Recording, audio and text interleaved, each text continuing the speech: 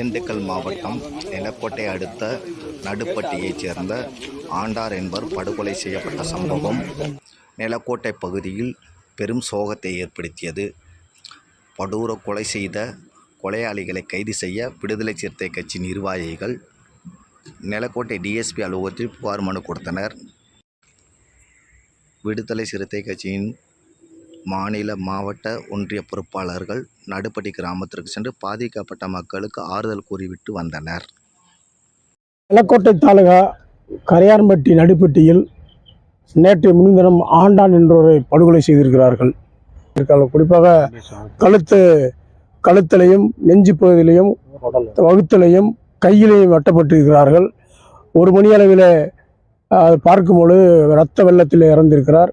அதனால் தமிழக அரசு, தமிழக முதல்வர் அவர்கள் திண்டுக்கல் காவல்துறைக்கு உடனடியாக உத்தரவு வழங்கி மீண்டும் விடுபட்டு போன அந்த குற்றவாளிகளை கைது செய்து தாழ்த்தப்பட்ட வன்கொடுமை தடுப்பு சட்டத்தில் வழக்கு பதிவு செய்த குடும்பத்திற்கு அரசு வேலை வழங்க வேண்டும், அந்த குடும்பத்திற்கு நிவாரணம் வழங்க வேண்டும் என்று ஒரு கோரிக்கை வைத்திருக்கின்றோம்.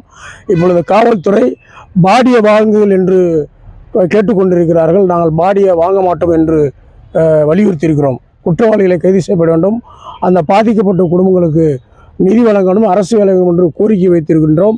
அதுக்கு ஏற்பாடு பண்ணுவோம் என்று சொல்லியிருக்கிறார்கள். விரைந்து நடவடிக்கை எடுக்குமாறு தமிழக காவல்துறை வேண்டுகோள் வைக்கிறோம். நாளை மறுநாள் நிலக்கோட்டையில் விடுதலை சிறுத்தை சார்பில் தெற்கு மாவட்ட சார்பில் இந்த கொலையாளிகளை கைது செய்ய மிகப்பெரிய ஒரு ஆர்ப்பாட்டம் நடத்த திட்டமிட்டிருக்கின்றோம்.